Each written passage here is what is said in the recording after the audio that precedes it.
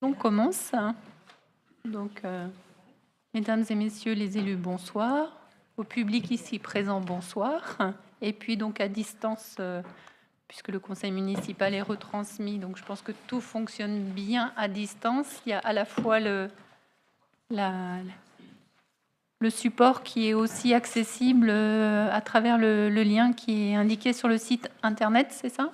Je regarde. Non? Je vois un nom là, c'est ça? Pardon. Pas encore. Pas encore ou pas du tout? Pas du tout. Voilà. Donc, je vous propose de commencer. Donc, comme d'habitude, pour chaque conseil, par l'élection d'une secrétaire de séance. Comme d'habitude, nous proposons le nom d'Alexandra Goudard pour cette mission de secrétaire de séance. Y a-t-il des oppositions? Non? Non? Y a-t-il des abstentions? Non. Donc, à l'unanimité, Madame Goudard est désignée secrétaire de séance et donc elle va commencer par l'appel des conseillers.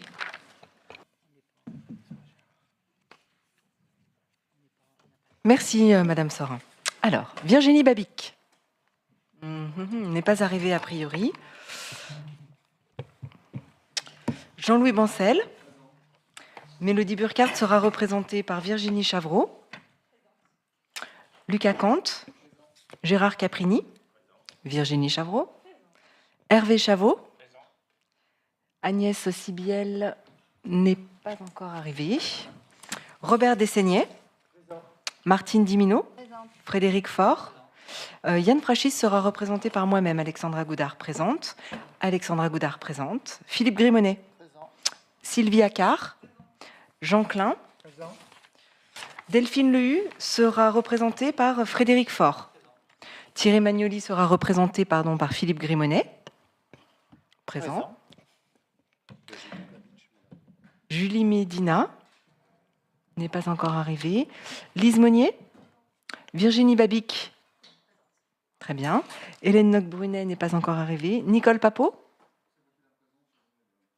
D'accord. Sera représentée donc par Monsieur Bancel ici présent. Christian Parizeau. Éric Polny. Présent. Christian Ponsonnaille. Magali Rogel sera représentée par Gérard Caprini qui est présent. Nathalie Sorin. Présent. Richard Surlop. Présent. Et François Toula. Présent.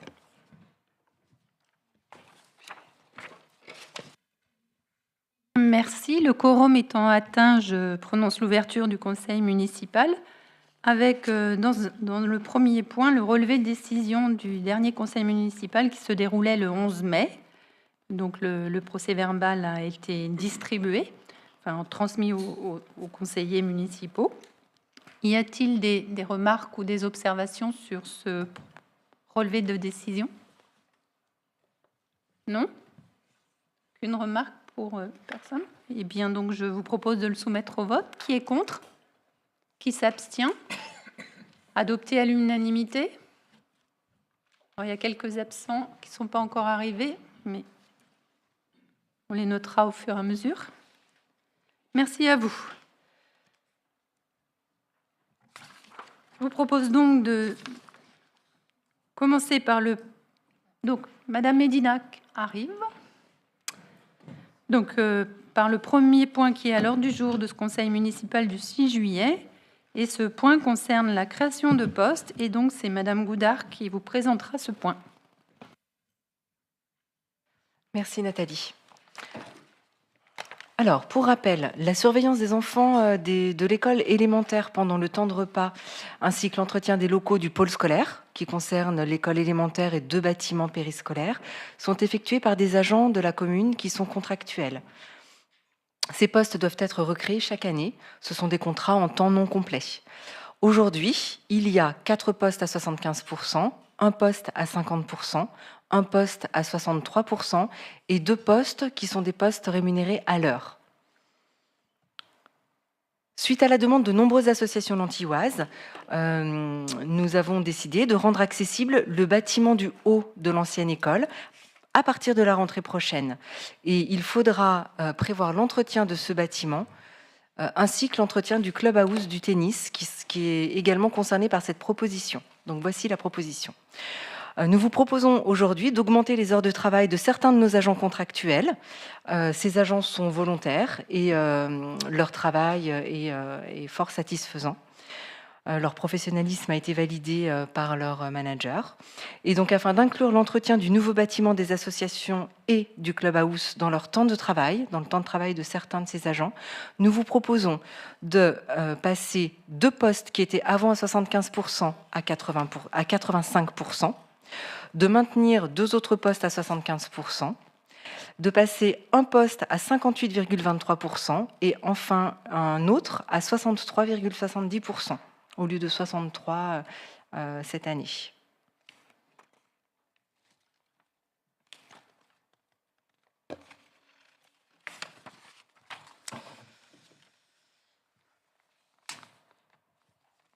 Alors, je ne sais pas si je passe aussi les postes à l'heure tout de suite ou si je fais après. Comme tu veux.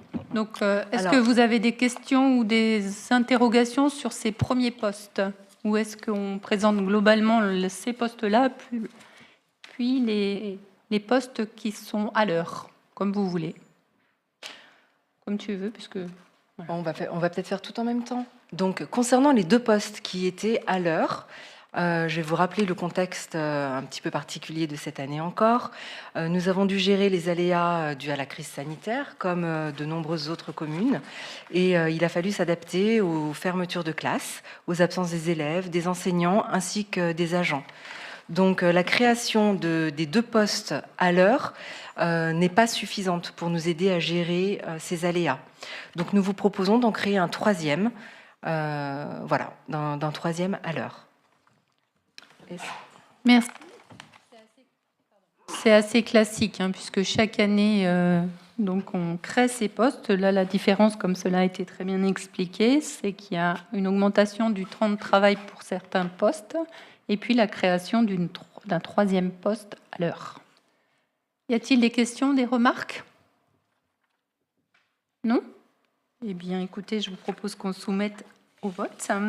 Donc, de la création, je ne vais pas le rappeler, hein, c'est indiqué ici à la fois sur l'écran, vous l'avez derrière, et dans la note de synthèse. Qui est contre? Qui s'abstient? Qui est pour? Bien, merci. À vous. Le point suivant concerne l'admission en non-valeur. Là aussi, c'est un sujet assez récurrent chaque année. Donc, c'est Monsieur De Seigné qui va présenter ce point. Bonsoir. Oui, alors effectivement, c'est assez récurrent. Donc, il s'agit de titres ou de produits que la trésorerie n'a plus les moyens de recouvrer. Donc, on nous demande de passer en non-valeur un montant qui est assez modeste, qui concerne donc, pour une différence de règlement de 1 centime, vous voyez, donc pour Postimo, une taxe sur la publicité pour 46,80 pour Tourimo, et puis pour le marché public de l'école, l'entreprise Giraud-Daniel, 12,37 €, ce qui fait un total de 59,18 € à passer en non-valeur. Voilà, donc comme c'est indiqué dans la note de synthèse, c'est une procédure comptable qui permet d'apurer ces créances. Alors, ça ne veut pas dire que si jamais ils payaient, on ne les aurait pas, mais il est très improbable que ça arrive. Donc voilà, donc on demande au Conseil de décider d'admettre en non-valeur ces sommes pour un total de 59,18 €. Y a-t-il des questions ou des commentaires? Non? Eh bien, je vous propose qu'on soumette au vote du conseil municipal pour admettre ces non-valeurs, les sommes ainsi décrites. Qui est contre? Qui est pour? Eh bien, adopté à l'unanimité des présents. Je crois qu'il manque Madame Hélène Noguès qui ne doit pas être arrivée, sinon Madame Sibi, elle est arrivée. Ça, elle est arrivée, oui. Très bien, ben nous allons continuer avec Monsieur De Seigné sur le point numéro 3 qui concerne une décision modificative numéro 2, puisque nous avons déjà eu une décision modificative lors d'un précédent conseil municipal. Effectivement, donc on a la première décision concernait le réajustement du budget par rapport au compte administratif définitif. Et à ce propos, Donc là, on a regroupé dans cette deuxième décision modificative un certain nombre d'éléments, parce que le premier élément, c'était justement ce qui concerne la section d'investissement, comme c'est précisé dans la note de synthèse. Quand on a envoyé à l'affectation du résultat en trésorerie, on a été à la virgule près, c'est-à-dire qu'on a mis les 0,20 centimes dans l'affectation du résultat pour les restes à réaliser, alors que la trésorerie, elle est arrondie. Donc les 20 centimes n'apparaissaient pas chez elle, donc on nous demande de corriger cette différence. Donc pour 20 centimes, c'est-à-dire qu'il faut qu'on fasse un virement de 20 centimes au compte 1328, comme vous le voyez dans le tableau qui est présenté, et que vers le compte 1068, excédent de fonctionnement capitalisé. En fait, on a une recette de 20 centimes excédentaire qu'il faut compenser. Ça, c'est pour la partie investissement. Donc, on a intégré ça dans deux autres modifications pour éviter de faire une modification pour une somme aussi modeste. Donc, c'est ce qui est indiqué dans la note de synthèse. La trésorerie demande aussi de prévoir une provision de créance, parce que jusqu'à maintenant, on n'avait pas alimenté ce poste de provision de créance. Donc, vous voyez, les demandes en non-valeur, là, ça permet d'éviter ces demandes en non-valeur qu'on a vues précédemment. Donc, on nous demande de provisionner 200 € du chapitre dépenses imprévues vers le compte 6817, dotation provision pour dépréciation des actifs circulants. Parce qu'effectivement, si je reprends, on doit avoir une entreprise qui s'appelle Arvision, qui nous doit 189,24 €. C'est un redressement judiciaire de 2018, donc ça date. Et la date de prise en compte était de 2014. Vous voyez qu'il y a peu d'espoir de recouvrer ça. Donc on demande de provisionner cette somme. Donc c'est ce qu'on fait. On provisionne pour 200 € pour arrondir. Donc on va prendre sur les dépenses imprévues. Vous allez voir qu'il y a un total de dépenses imprévues qui va regrouper ce qu'on va voir maintenant. Donc il y a cette partie de provision là pour 200 €. Et puis ce qui nous amène, si on regarde sur le tableau, vous avez qu'il y a 48 600 de diminution de crédit pour les dépenses imprévues qui vont être compensées par le total de 48 600 entre ces 200 € et ce que je vais vous préciser maintenant. Puisque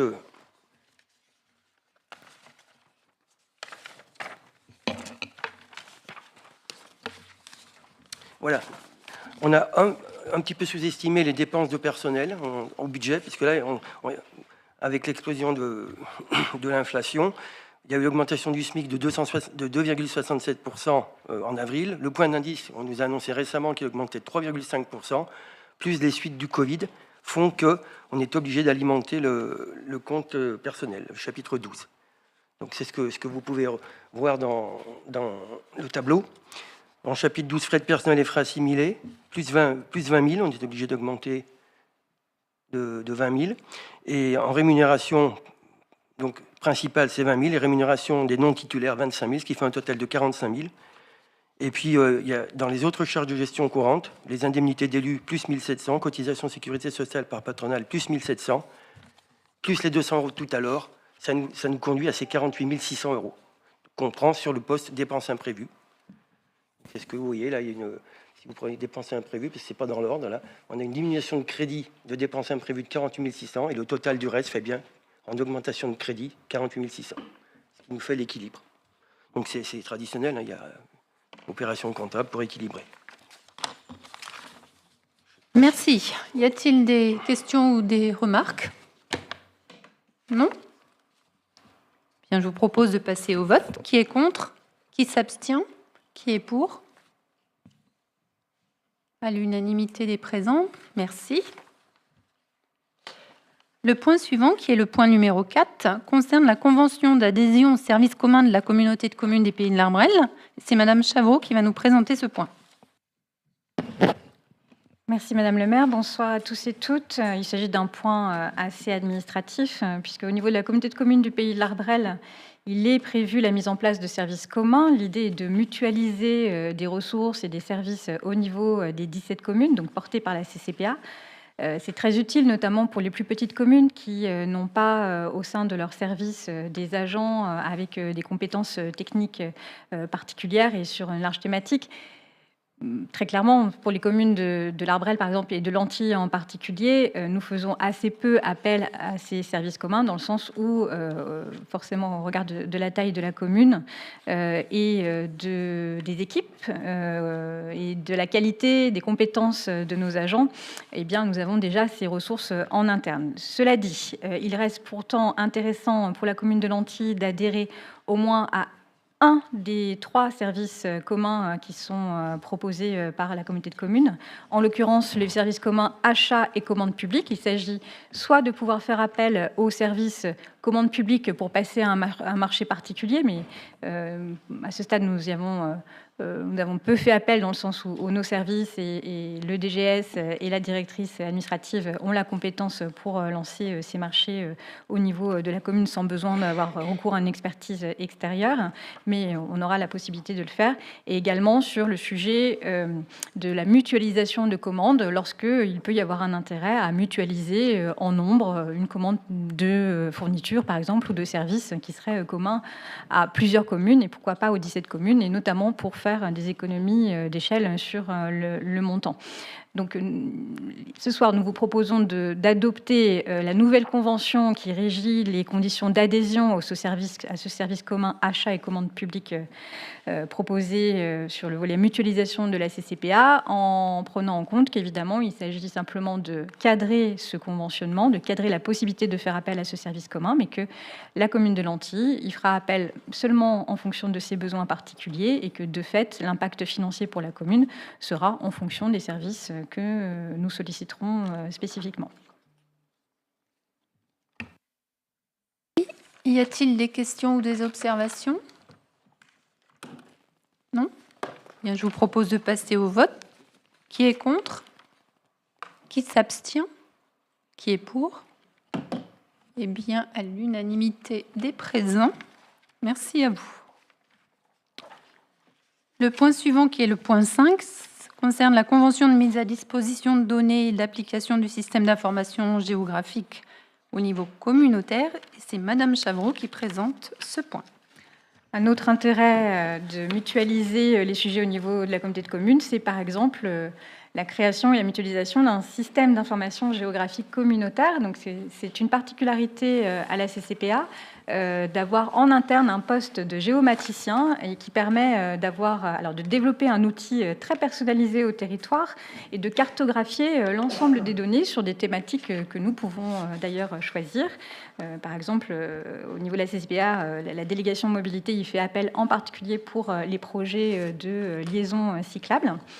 Et l'idée ici, c'est de conventionner avec les communes pour permettre aux collectivités, aux villes de la communauté de communes du pays de l'Arbrel d'accéder directement à l'application. Alors, c'est une application très simple et intuitive. Elle est accessible simplement par un navigateur Internet à partir de n'importe quel ordinateur.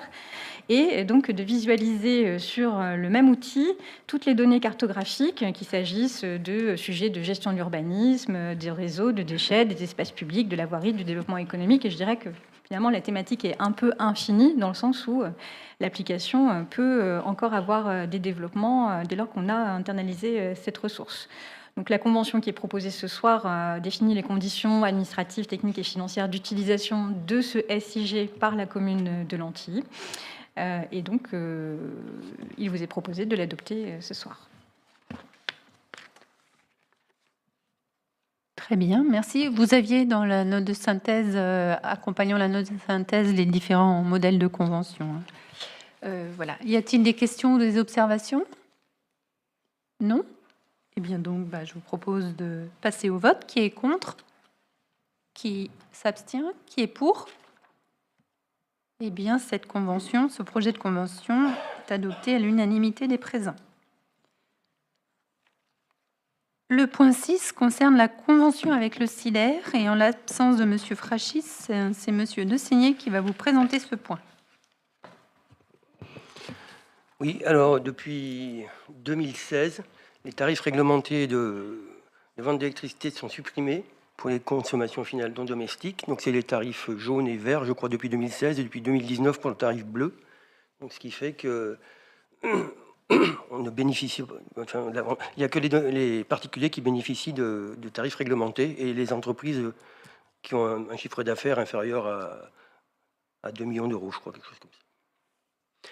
Donc là, le SIDER coordonne un groupement de commandes pour l'achat d'électricité ouvert aux communes et aux EPCI de son périmètre. Donc la commune, dont un grand nombre de contrats arrivent à échéance le 31/12/2022, pourrait intégrer ce groupement. Alors là, on a 5 contrats qui arrivent à échéance, qui sont arrivés à échéance au 30 juin. Donc on a dû conclure un accord avec EDF pour un an, donc c'est-à-dire jusqu'au 30 juin 2023.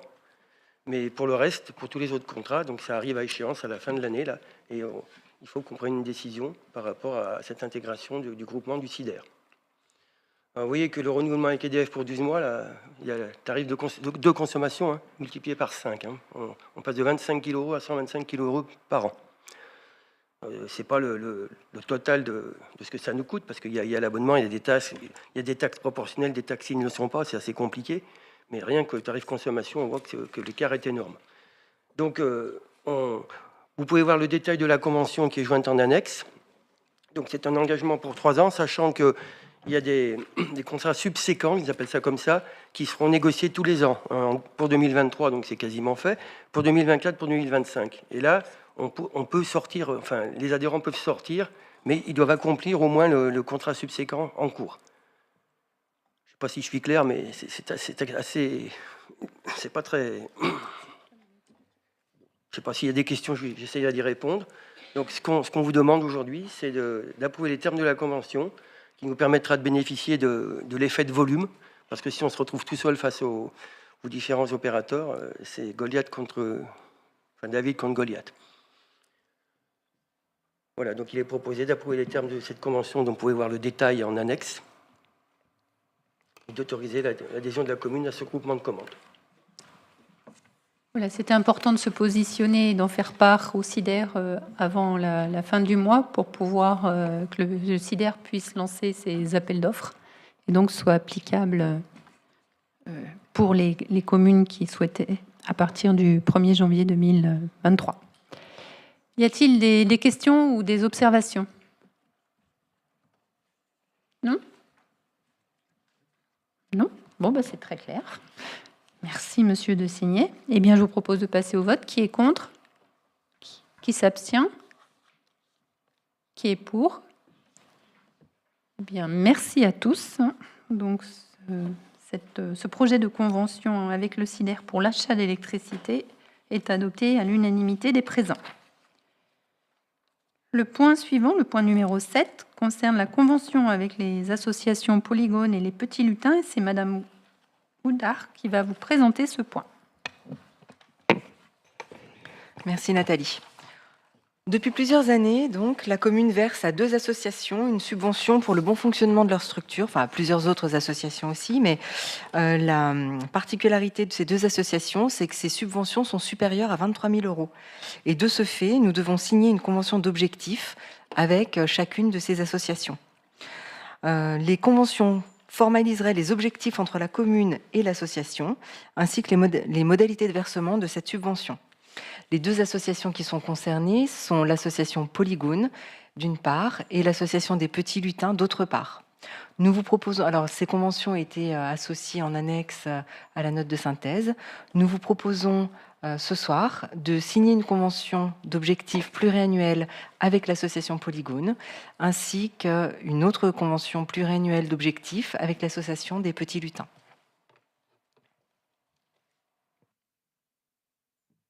Y a-t-il des questions ou des observations sur ces projets de convention? Non?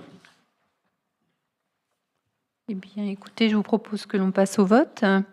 Donc, globalement, si vous en êtes d'accord, donc il est proposé au conseiller d'autoriser à signer la convention avec l'association Polygone. On peut le faire simultanément, si vous en êtes d'accord, et celle avec l'association des Petits Lutins. Qui est contre? Qui s'abstient? Qui est pour?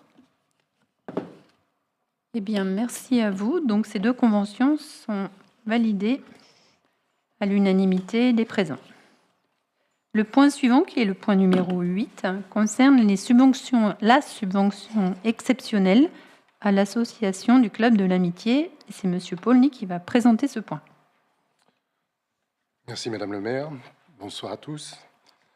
Le Club de l'Amitié est une association qui est sur la commune depuis de nombreuses années. Elle réunit pas moins de 150 adhérents.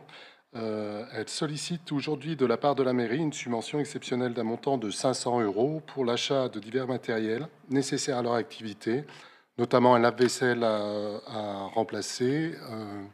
C'est une association qui fait très rarement appel à subvention de la part de la commune, mais exceptionnellement, elle n'a pas pu organiser toutes les rencontres et les manifestations qu'elle désirait pour pouvoir boucler son budget. Donc, elle nous demande, à titre exceptionnel, de pouvoir leur donner une subvention d'un montant de 500 €. Est-ce qu'il y a des questions? Je propose qu'on passe au vote. Voilà, donc je propose que l'on passe au vote. Qui est contre? Qui s'abstient? Qui est pour? Eh bien, merci à vous. Donc, nous pourrons verser cette subvention exceptionnelle de 500 € pour le Club de l'Amitié. Le point 9 concerne l'achat de terrain. Et donc, c'est Monsieur Grimonet qui va vous présenter ce point numéro 9. Oui, donc ça concerne un alignement, c'est quelque chose qu'on fait régulièrement. Il s'agit d'un alignement qui avait été pris en 1998 lors de la construction d'un lotissement en haut du chemin de la Bulurette. Donc les consorts Barbe, propriétaires à l'époque, donc sont toujours au jour d'aujourd'hui propriétaires de cette petite parcelle qui était l'alignement. Donc c'est la parcelle BH 91 qui fait 43 mètres carrés. Donc, ils nous ont demandé qu'on l'intègre au domaine public. Et pour ce fait, on leur propose un prix d'achat de 40 € du mètre. C'est le prix qu'on propose à chaque fois pour garantir l'équité. Voilà, on propose toujours 40 € pour tous ces alignements qui sont courants. Donc, on propose aux conseillers d'acquérir la parcelle BH 91 appartenant au consort Barbe d'une surface totale de 43 mètres carrés située 58 chemin de la Burette. Fixer le prix d'achat à 40 € le mètre carré, soit un montant total de 1 720 €. Préciser que les frais d'acte notariés seront à la charge de la commune. Autoriser Madame le maire à signer tout document se rapportant à cette délibération. Merci pour ces explications. Y a-t-il des questions, des remarques ou des commentaires? Monsieur Parizeau?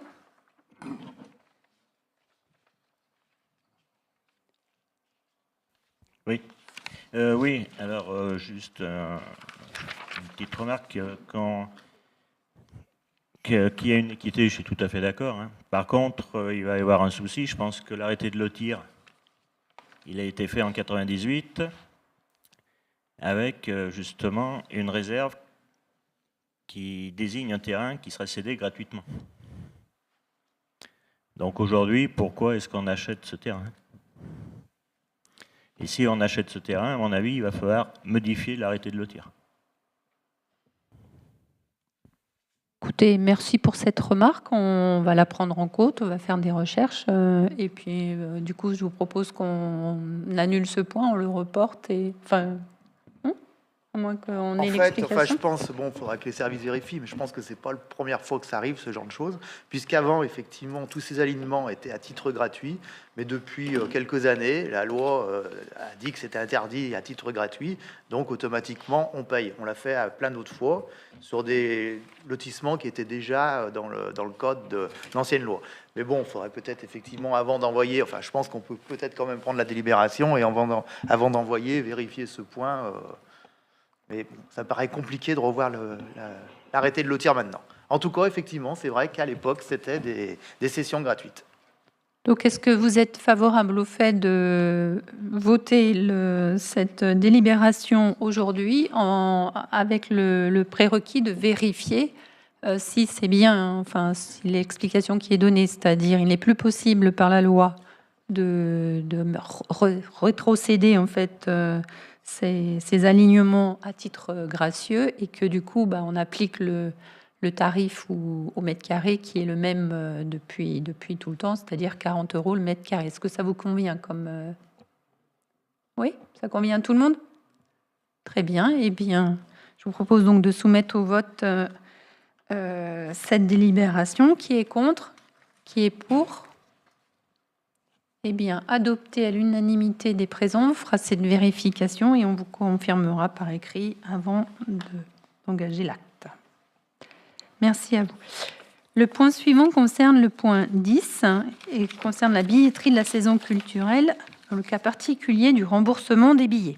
Et c'est Monsieur Surlop qui va vous présenter ce point. Merci Madame le maire, bonjour à tous. En effet, il est rappelé que durant la période de confinement due à la Covid-19, on dit 21, mais c'était toujours la même, je pense, les représentations qui étaient prévues dans le cadre de la saison culturelle 2020-2021 et la suivante, 2021-2022, ont dû être annulées ou reprogrammées. Certains spectacles ont fait l'objet d'un report, mais la date de reprogrammation n'a pas permis toujours à un certain nombre de spectateurs, usagers, d'assister aux représentations. De ce fait, il est proposé aux conseillers de bien vouloir accepter le remboursement des billets, préciser que pour toute demande de remboursement, les usagers devront fournir les billets du spectacle et un relevé d'identité bancaire, et préciser que les demandes de remboursement seront acceptées jusqu'au 31 août 2022. Est-ce qu'il y a des questions ? Non. Des observations ? Non. Eh bien, écoutez, je vous propose qu'on soumette au vote. Qui est contre ? Qui s'abstient ? Qui est pour ? Eh bien, cette délibération est adoptée à l'unanimité des présents. Le point 11 concerne la désignation d'un correspondant communal à l'Office du tourisme.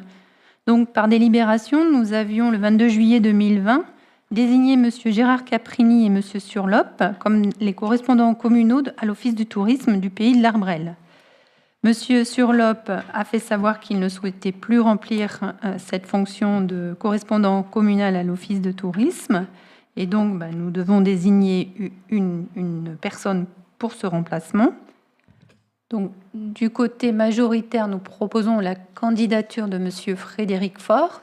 Du côté de la liste minoritaire, avez-vous un candidat à proposer ? Non ? Non ? Eh bien, donc, nous avons un seul candidat, M. Frédéric Faure. Donc, normalement, nous devrions voter à bulletin secret. Est-ce que vous êtes d'accord, puisqu'il n'y a qu'un candidat, pour que l'on fasse un vote à main levée ?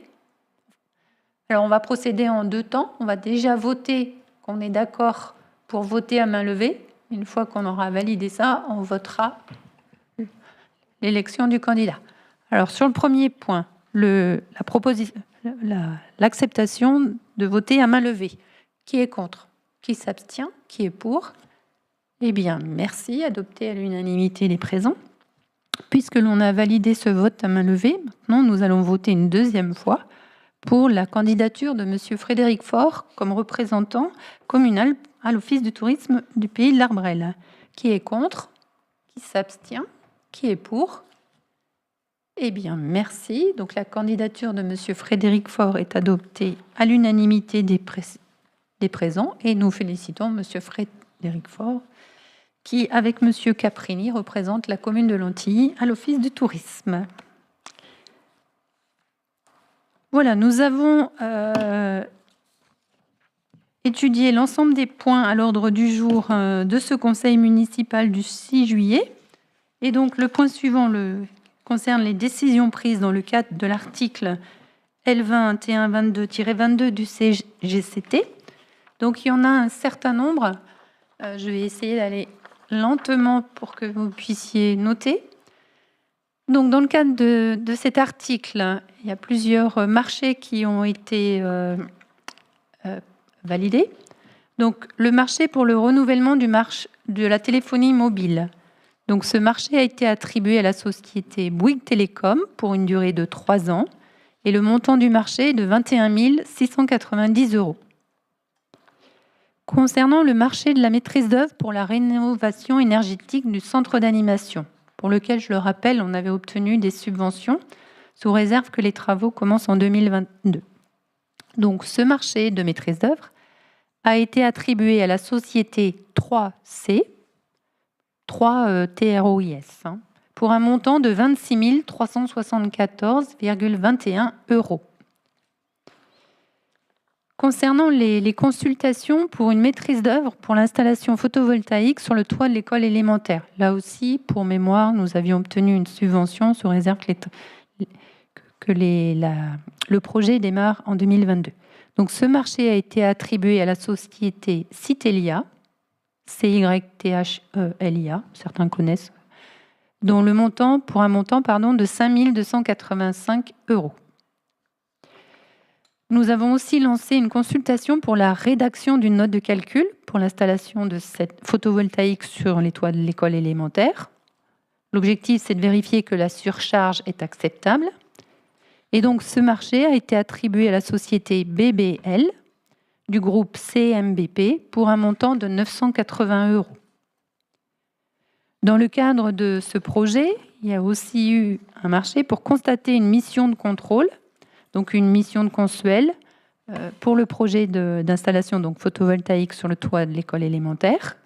Et ce marché a été attribué à la société Alpes Contrôle pour un montant de 1 500 €. Les décisions prises, c'est le renouvellement du contrat d'électricité avec EDF pour les 5 sites. Donc pour la période, comme cela a été expliqué par Monsieur Desaigné, pour la période du 1er juillet jusqu'au 30 juin 2023, pour les bâtiments, donc les 5 bâtiments qui sont le bâtiment de l'ex-européenne, l'école élémentaire, la passerelle, l'école maternelle et le restaurant scolaire et la mairie. Et enfin, les dernières décisions prises, c'est l'arrêté fixant les tarifs communaux tels que la location des salles, le tarif des manèges, le tarif des concessions, enfin, globalement l'ensemble des tarifs d'utilisation de l'espace public. Voilà pour les décisions prises dans le cadre de l'article L2122-22 du CGCT. Je vous propose maintenant, si vous en êtes d'accord, les informations diverses. Et donc, on va commencer par différentes informations. Commence Madame Chavreau sur la partie CCPA. Oui, merci. Donc, le point d'information mensuel de la CCPA concerne l'ouverture d'une maison France Service à l'Arbrel. Elle va ouvrir le 18 juillet. C'est une très bonne nouvelle pour le territoire, puisqu'une maison France Service, c'est un guichet unique pour accéder aux services publics, notamment pour les personnes qui sont les plus éloignées des techniques numériques, de tous âges et de toutes conditions. On n'est pas forcément très familiarisé avec l'ensemble des démarches administratives qui sont quasiment à 100% aujourd'hui digitalisées et qui peuvent représenter un frein dans l'accès aux droits. Donc l'idée de cette maison France Service, c'est une orientation nationale, c'est d'avoir une maison France Service par canton. Donc elle sera positionnée en l'occurrence à l'Arbrel, donc proche pour les Lentillois, très accessible, y compris d'ailleurs en train. L'idée de cette maison France Service, c'est d'avoir un guichet unique avec des accompagnateurs physiques, et ça c'est très important, remettre de l'humain dans les services publics qui vont pouvoir accompagner l'ensemble des personnes sur leur démarche numérique, que ce soit par exemple pour les dossiers retraite avec la CARSAT, les dossiers de Pôle emploi, de la caisse d'allocation familiale, de bailleurs, etc. Et si nécessaire, en fonction de la complexité du dossier, les personnes pourront être mises en relation avec des opérateurs techniques de chacun de ces services publics.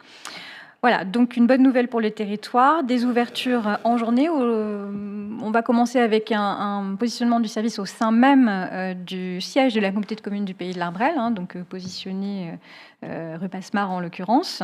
Probablement, d'ici quelques années, il y aura un déménagement puisque la communauté de communes est amenée à changer de siège. Alors, donc, il est possible que cette maison France Service soit délocalisée, a priori en restant tout de même positionnée à l'Arbrel. Voilà, donc avec des postes numériques accessibles et des personnes physiques qui vont pouvoir accompagner l'ensemble des personnes qui souhaiteraient avoir une aide pour réaliser leur démarche numérique pour accéder aux services publics. Donc ouverture le 18 juillet.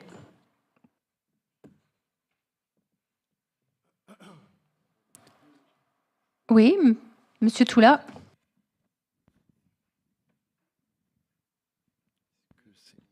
D'accord. Donc là, ça marche? Ah bon, ok, merci. Oui, moi, je voudrais exprimer quand même un peu une inquiétude parce que souvent, les maisons France Service pallient le retrait des territoires, des services publics, notamment d'État. et font reposer sur les collectivités locales, y compris financièrement et sans forcément de compensation par l'État, c'est cette présence de services publics, notamment dans les territoires ruraux, mais pas seulement. Et c'est comme ça qu'on y retrouve des permanences des impôts, par exemple, mais aussi parfois les bureaux de poste. Et moi, j'exprime un peu mon inquiétude à ce sujet-là, hein, puisqu'on voit que le service postal à l'Antilly s'est considérablement dégradé. Et ça pourrait être le prélude d'une fermeture pure et simple, et avec, pourquoi pas, une permanence qui se retrouverait à la Poste. Alors, il y a quand même un bureau de poste à l'Arbrel, mais pourquoi pas, dans le futur, une maison France Service aussi à l'Antilly, avec la Poste. Et puis, c'est tellement dégradé par ailleurs qu'on y trouverait quand même notre compte. Mais moi, je suis très sceptique et très inquiet sur cette tendance à mettre des maisons France Service à droite à gauche, notamment dans les territoires ruraux. C'est souvent donc un cataplasme pour pallier la dégradation des services publics en général. Bien sûr, Madame Chavreau. Moi, à titre personnel, je souscris au constat de la problématique. Mais concernant ce projet en particulier, les services ont déjà déserté le territoire de l'Arbrel. Par exemple, la trésorerie qui n'a plus de permanence sur le territoire de l'Arbrel.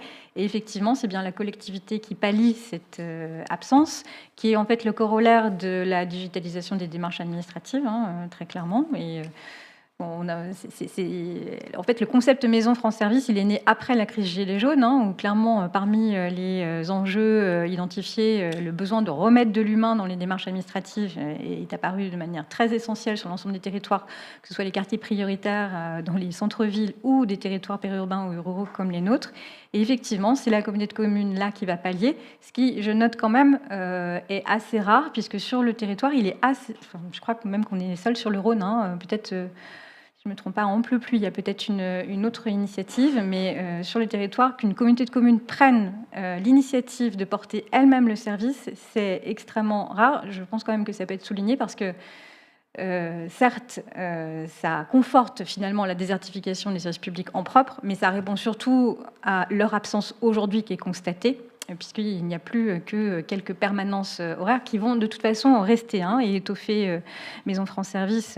Mais là, il y a quand même 2 créations de postes. Donc l'État finance à hauteur de 20 000 €, donc ça couvre évidemment pas le fonctionnement de la Maison France Service, puisqu'il y a bien sûr des frais induits, ne serait-ce que les charges de fonctionnement sur la mise à disposition des locaux, des fluides, etc., des postes informatiques. Mais ce qui est certain, c'est qu'à partir du 18 juillet, c'est quand même un nouveau service pour les habitants du territoire.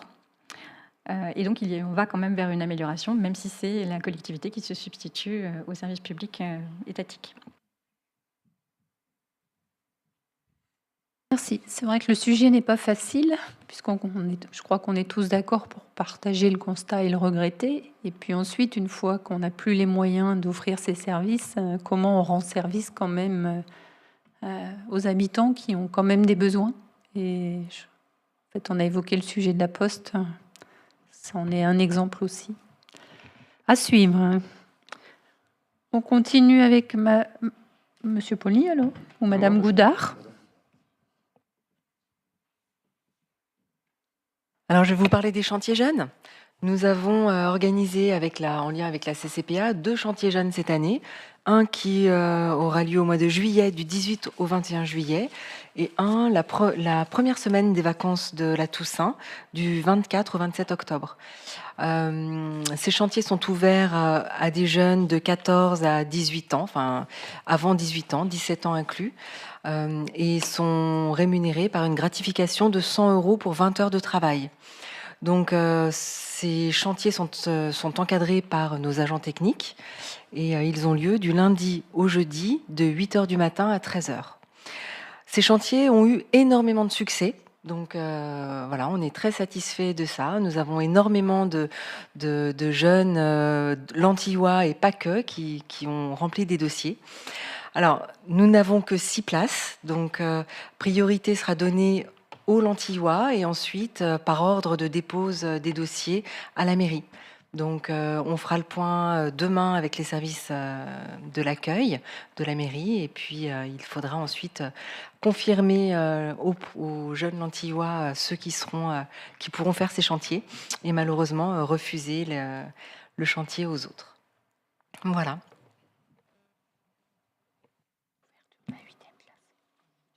Oui, mais c'est bien de le dire. Bon, alors, je vous confirme officiellement l'ouverture de la 8e classe de l'école maternelle. Donc voilà, c'est pas une grande surprise. Donc nous aurons 8 enseignants et 3 classes de grande section de maternelle à la rentrée. Merci. On continue avec Monsieur Poli. Merci. Donc, 2 informations parmi tant d'autres. Les services communaux, et je les en remercie ici, les agents ont permis le rafraîchissement, un beau rafraîchissement du logement d'urgence. Pour mémoire et pour l'ensemble des Lantillois, la commune bénéficie d'un logement dit d'urgence qui nous permet d'accueillir spontanément des personnes qui se retrouvent en difficulté. Vous avez tous en mémoire la maison qui avait brûlé sur l'Antilly. Ça a permis de reloger la famille sur un temps assez court. Et en général, on le donne à des personnes qui se retrouvent par un accident de vie dans le besoin d'un logement. Donc voilà, et en général, on le donne on le prête pour 2 mois. Et ça a permis systématiquement, je dis bien systématiquement, aux personnes de pouvoir repartir dans un parcours locatif logique, normal, et de pouvoir se reposer et avoir un toit pendant quelques temps. Voilà. Et puis, deuxième point important, d'ici la fin de l'été, nous pourrons mettre à disposition par les médias qui certainement informatiques, mais aussi pourront être distribués, le DICRIM. Alors le DICRIM, c'est quoi? Je vous avais déjà parlé du PCS, qui est le plan communal de sauvegarde, qui est un document officiel qui est validé par les services de l'État. Le DICRIM est aussi un document obligatoire, c'est le document d'information communale sur les risques majeurs. Et il permet à tout le monde de pouvoir avoir l'information à partir du moment où il y a ce qu'on pourrait appeler une catastrophe, qu'elle soit une catastrophe naturelle, tremblement de terre, inondation, ouragan, j'en passais des meilleurs, mais aussi une catastrophe technologique, de savoir ce qu'il peut et ce qu'il doit faire de manière très facile, très simple, avec des pictogrammes, un petit mémo comme ça. Et donc, ce document sera mis à disposition à l'ensemble des Lantillois par voie Internet, essentiellement, dès la rentrée. Voilà. Merci. On continue avec Monsieur Grimonnet. Oui, donc 3 points. Le PLU déjà, donc depuis le dernier conseil municipal, ça continue à avancer. Donc il y a une commission générale qu'on a eue donc le 17 mai pour présenter les outils réglementaires, ce qui nous permettra de travailler sur le règlement, puisqu'on nous a donné les grandes lignes, comment pouvoir cadrer un petit peu tout ça. Et le lendemain, le 18 mai, donc il y avait une réunion publique pour présenter les grandes orientations du PADD. Donc depuis cette date, le document de travail du PADD a été envoyé à tous les élus. Donc ils peuvent faire leurs commentaires. Et à la rentrée, on fera un comité de pilotage pour commencer à travailler sur le règlement et le zonage. Voilà. Sinon, comme information, il y a le permis de l'OPAC aux tanneries, vous savez, le fameux permis des logements, donc qui était tombé en fait, puisqu'il l'avait pas renouvelé, il a été redéposé, donc il vient d'être accordé, enfin il y a quelque temps. Donc voilà, donc ça pourrait enfin redémarrer, on espère, parce que depuis quelques années ça traîne. Et enfin, vous avez dû suivre, on avait lancé un appel à projet pour l'aval, le terrain communal, pour construire 37 logements sociaux sur ce terrain. La commission, il y a une dizaine de promoteurs qui ont répondu, en association avec des bailleurs sociaux. On a eu analysé ces 10 offres en commission d'appel d'offres et puis après à la commission aménagement. Et de ces 10 offres, il y en est ressorti 2. Ces 2 offres ont ensuite été présentées donc au quartier, sur Laval, sur place, donc avec des panneaux d'exposition, voilà, pour que les gens donnent leur avis. Et actuellement, depuis le début de la semaine, les 2 projets sont dans la salle du conseil à la mairie, donc accessibles à tous, avec un cahier. Donc vous pouvez venir faire vos remarques sur ces 2 projets et le choix sera pris certainement à la rentrée. Voilà. On continue avec Monsieur Chavot. Merci, bonsoir à tous. Donc, pour information, alors je vais peut-être vous remettre dans le contexte. Vous vous souvenez que début février, on avait refait le sol de la salle Jacques Coeur. La société Gerflor nous a un petit peu pris comme laboratoire, donc on a fait une économie substantielle d'une centaine de milliers d'euros, puisque ça ne nous a rien coûté du tout. Le traceur, par contre, de la société Gerflor avait refusé à l'époque de nous faire des tracés qui n'étaient pas réglementaires, parce qu'il n'avait pas le droit de le faire, parce qu'en fait, apparemment, les normes évoluent. Donc, on se retrouvait avec un terrain de volley officiel et 4 terrains de badminton officiels, ce qui n'était pas le cas avant, pour le badminton du moins. Donc, si le badminton s'en accommodait, était plutôt content, les professeurs de gymnastique, ça leur posait des problèmes, puisqu'ils ont des classes qui sont importantes et ils ne pouvaient plus faire de badminton. Donc, on a trouvé une solution en faisant des tracés dits pédagogiques. Donc, ce sont des cadres, des rectangles. On va faire 6 rectangles, ça leur permettra de mettre des filets. Et ces travaux, donc, qui vont nous coûter 1 205 € hors taxe, commenceront vendredi. Voilà. Pour se terminer, visiblement samedi, en sachant que le clem, donc l'escalade, va pouvoir quand même pratiquer, puisque le rideau sera tiré et que tout le monde est averti, l'entreprise et les participants donc à l'escalade, qu'il ne faut pas aller dans la salle pour eux. Le 11, donc, la GR va commencer ses stages aussi de son côté, donc pour la GR, ça ne posera aucun problème non plus. Le sol sera sec. Voilà. Merci. Monsieur Surlop. Signaler deux points après que le programme de la session culturelle se soit terminé fin mai. Il y a le relais qui est pris par les festivités de l'été et notamment, je voudrais signaler qu'il y a eu 2 événements qui ont vraiment très bien marché récemment.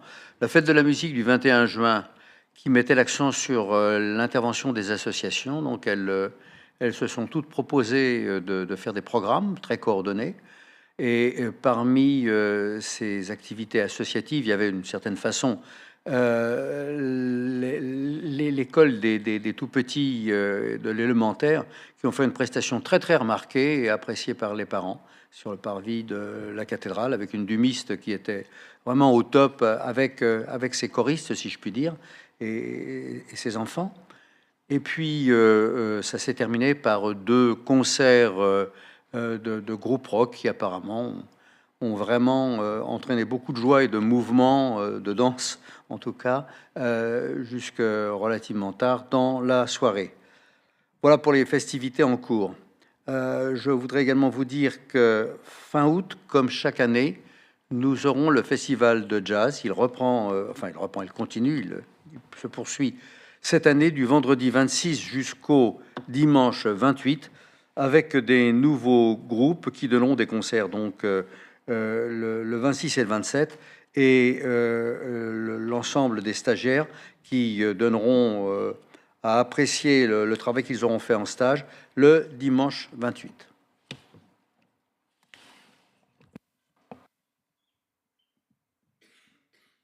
Oui, c'est ce que je voulais dire. Merci de me le rappeler. Dans les festivités, il y a eu un autre événement qui était très très marquant. C'était le 1er juillet où, je parle au nom de ma collègue Alexandra, les enfants du CCE, carrément, avaient souhaité une fête. Alors une fête mousse, c'est ce qui les intéressait, compte tenu de l'alerte sur la sécheresse et le manque de disponibilité en eau. Ça nous aurait pas semblé très correct de vouloir la maintenir en l'état, et elle a été transformée en une sorte de boom, ce qui rajeunira un certain nombre d'entre nous.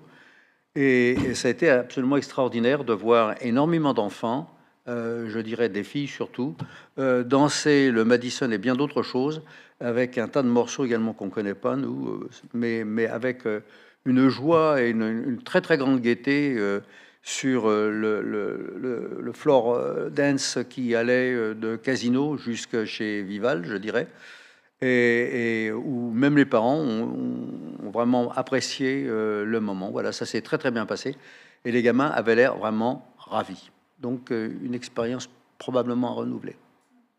Casino Vival, ça doit être le Madison, là, parce que sinon, ça serait plutôt du Carrefour. Au Vival. Mais c'est vrai qu'avec le Madison, on tourne.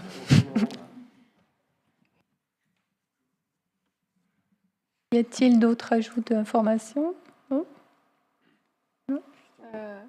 Monsieur Dessaigné? Formation. En ce moment, il y a une révision en cours des bases locatives des locaux professionnels, initiée par la Direction générale des finances publiques. Et la commission intercommunale des impôts directs a été réunie, donc mercredi dernier. Il y a une réunion ce soir avec la DGFiP, justement, pour entériner les décisions. Donc, cette commission intercommunale n'a qu'un rôle consultatif. Donc, on décide de rien, mais on donne l'avis du terrain.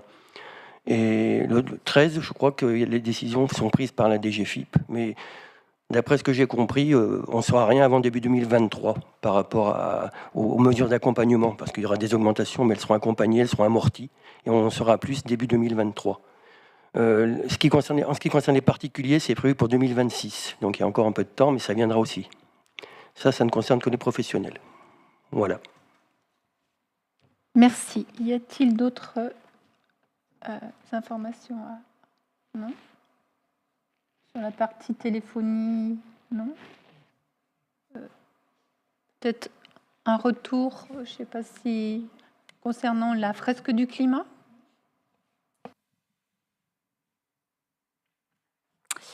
Du coup, oui, nous avons fait donc au mois de mai et au mois de juin des animations dans les écoles pour les élèves de CM1, CM2 pour l'école Jeanne d'Arc et pour les élèves de CM2 pour l'école du Pré-Berger. Donc, ils ont tous été sensibilisés au changement climatique. Donc, l'objectif, c'est de comprendre les liens entre les causes et les conséquences, et ceci de façon collective. Et c'est eux, en fait, qui s'approprient le savoir en jouant aux cartes, en fait. Et après, il y a une phase créative où ils dessinent sur leurs fresques. Et ils ont pris, je pense, beaucoup de plaisir à faire ça. Donc, du coup, ça a bien fonctionné. Les enseignants ont bien apprécié aussi. Donc, on va voir pour essayer de reconduire ce projet l'année prochaine, en essayant de le faire plutôt en début d'année pour qu'il puisse après y avoir ça puisse par exemple être relié avec un projet au niveau de l'école, enfin que ça puisse être un peu plus ancré dans les activités des enseignants. Voilà. Y a-t-il d'autres informations à partager? Y a-t-il des questions? Non? Oui, Monsieur Kant? Oui, enfin, c'est pas une question, c'est plutôt une remarque, mais au moment de la fête de la musique, on m'a averti que au cimetière, pour les pompes funèbres, il y avait une pointe qui dépassait au pied d'un arbre métallique et qui risquait, où il y avait un risque d'éclatement de pneus, en fait, voilà. Donc, juste une remarque. Il m'a demandé de le faire remonter au prochain conseil. Voilà. Bon, Monsieur Dessaigné va apporter des informations, parce que cette demande, elle a été aussi relayée. Il y a un mois, effectivement, une personne des pompes funèbres me l'a fait remarquer, et j'ai signalé ça avec photo au service technique, donc c'est en cours de règlement.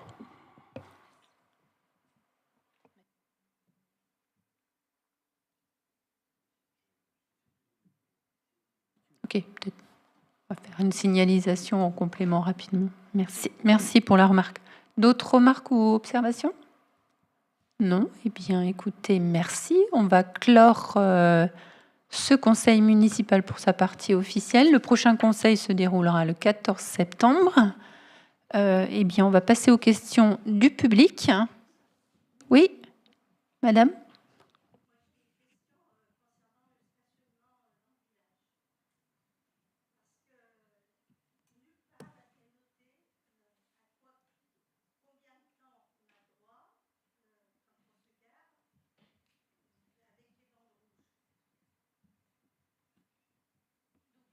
Ceux qui n'ont pas entendu, je ne sais pas s'il y a des personnes à distance, la question concerne le stationnement et notamment la réglementation et l'information donnée sur la durée concernant le stationnement en zone rouge. Qui veut répondre? Monsieur Paulny? À deux voix, moi je veux bien commencer, mais... Vous avez raison, madame. Nulle part, il n'y avait d'indication. Mais on peut parler au passé, parce qu'effectivement, c'est une remarque qui nous a été remontée, notamment de la part des commerçants. Alors, ce n'était pas tout à fait nulle part, parce qu'en fait, la réglementation impose que la signalisation des zones de rencontre du stationnement réglementé figure en entrée de ville. Ce qui fait qu'il y avait, il y a encore quelques semaines, 2 panneaux. L'un, juste ici, au niveau de la rue Châtelard-Dru, en fait, au niveau entre les 2 auto-écoles. Voilà. Donc, effectivement, voilà. Et un autre au niveau de Carrefour Express. Et on est absolument d'accord avec vous, c'était insuffisant, puisque déjà, on peut arriver par ailleurs. Et ensuite, bon, c'était trop en amont. Mais c'est la réglementation qui l'exigeait. Donc, nous avons commandé de nouveaux panneaux pour effectivement les mettre au niveau central, donc au niveau à peu près du bureau de poste et au niveau en face du bureau de tabac, en fait. Voilà. Avec quand même un enjeu, c'est améliorer l'information, mais en même temps ne pas trop polluer l'esthétique du centre-village, parce que multiplier les panneaux et les poteaux, c'est quand même pas une heureuse idée. Donc on s'est servi des poteaux existants pour ne pas recréer de la signalétique verticale. Voilà, donc ça a été fait, et donc suite à ces différents panneaux, très clairement, enfin, l'amélioration de l'information et de la signalisation, on a également eu plusieurs réunions d'ailleurs avec les commerçants sur un plan d'action pour améliorer l'information des habitants. Donc il y a des flyers qui sont disponibles, et qui sont disponibles notamment chez certains commerçants pour bien informer de la réglementation du stationnement réglementé, donc zone bleue, zone rouge. Il y a eu toute une action de prévention faite notamment par notre service de police municipale et ASVP, avec des petits billets, des petits flyers qui ont été mis sur les véhicules. Maintenant, à un moment donné, l'information, elle existe. On la rappelle très souvent. Les commerçants la rappellent également. Il y a eu toute la phase de prévention. Donc, à un moment donné, c'est une question de... Je vais terminer juste et puis laisser la parole à M. Paulny, et vous pourrez évidemment rebondir ensuite. Mais c'est une question, d'une part, de bonne foi, c'est une question de civilité, c'est une question de respect des règles. Et à un moment donné, eh bien, pour contraindre les personnes à respecter la règle, il faut passer à la phase répression. C'est pour ça que je passe la parole à M. Paulny. Merci, Madame Chavreau. Alors, effectivement, j'ai très peu de compléments à amener, si ce n'est qu'il y a aussi mise à disposition de tous les Lentillois des disques disponibles à l'accueil de la mairie, et où il est tout à fait précisé les notions de zone blanche, zone bleue et zone rouge. Donc, je ne peux que vous conseiller, d'abord, pour avoir l'ustensile qui va bien, pour vous signaler, de venir les récupérer en mairie. Et puis, en plus, donc, ça vous donnera les temps accordés en fonction de la zone de couleur.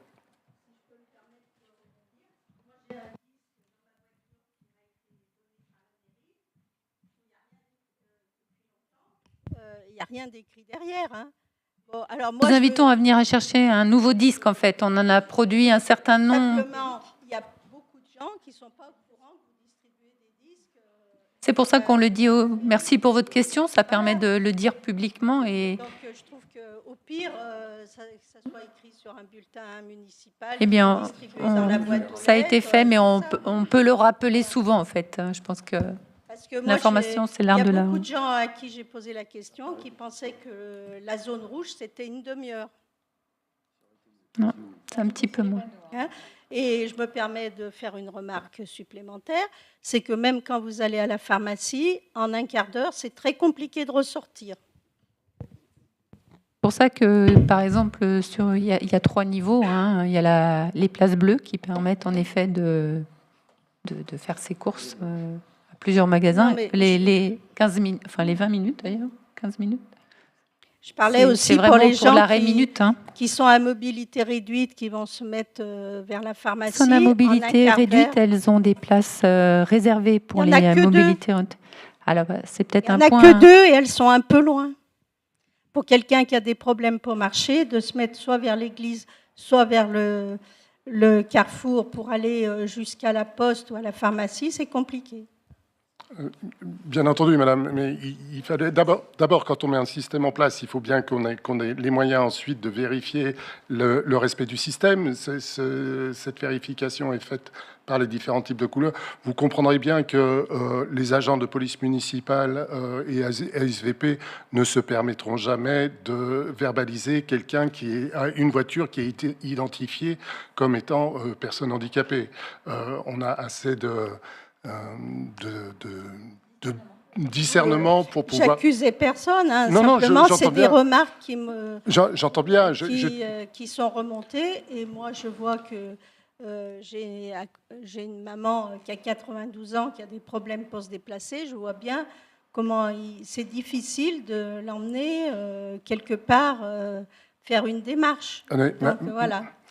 Non, mais on n'a pas pris ça comme une accusation, hein, loin de là. Je vous précise juste qu'il y a un nouveau système qui a été initié il y a déjà quelques années, qui maintenant est mis en place et qu'il faut surveiller pour que ce système, comme tout système, hein, la réglementation de vitesse, l'alcoolémie au volant et au même titre le stationnement, doit être vérifié avec des dispositions qui sont prises, qui sont claires à notre sens, et effectivement, nous demandons maintenant à la police municipale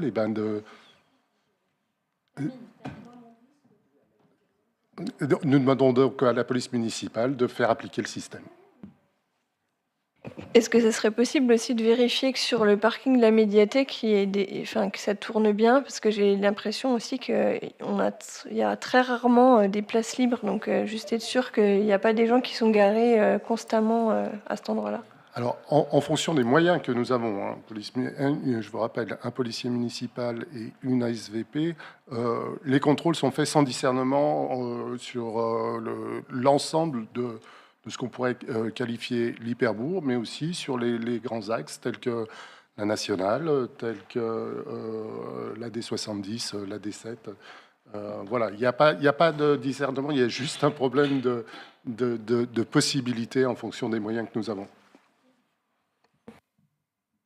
Merci. Y a-t-il d'autres questions ou observations? Non. Eh bien, Monsieur Faure. C'est par rapport aux composteurs. Donc, depuis le 18 juin, donc, nous avons mis en place 2 sites de compostage collectif, donc en face de la boulangerie, donc vers la boîte à livres, et un autre donc sur un petit jardin public, donc à Laval. Voilà. Et donc, depuis le 18 juin, donc les habitants du centre-bourg peuvent aller chercher leur bioseau auprès de l'accueil à la mairie. Voilà. Et donc, on a prévu donc d'ici fin septembre une animation un dimanche matin sur le site en face de la boulangerie. Voilà. Il me paraît important d'apporter les précisions, puisqu'on me pose souvent la question de savoir pourquoi avoir mis les composteurs près de la boîte à livres. Je pense que c'est volontaire, enfin c'est voulu, et peut-être qu'on peut expliquer par rapport aux élus, mais aussi au public ici présent, et puis ceux qui nous écoutent à distance. Il faut que le site où on pose les composteurs collectifs soit sur un site enherbé. Et il faut que ce soit sur un site aussi visible par rapport à la population. Donc, il n'y a pas 36 000 au centre-bourg pour l'instant. Donc, voilà. Donc, on a pris ce site-là. Donc, du fait qu'on avait aussi trouvé, lors de la mise en place du questionnaire pour savoir si il y a des gens qui étaient intéressés pour animer donc, ces sites-là. On a trouvé pas mal de gens donc, sur le site de la rue de la mairie et au niveau de Laval. Voilà. Merci. Eh bien, je vous propose de clore la... y a-t-il des questions du public à distance? Oui.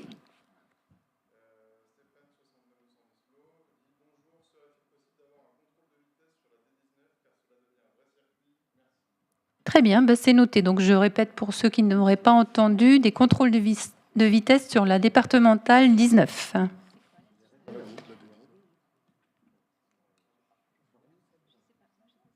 Eh bien, écoutez, si, je crois qu'elle existe. Certainement. Si. Oui, si, je pense.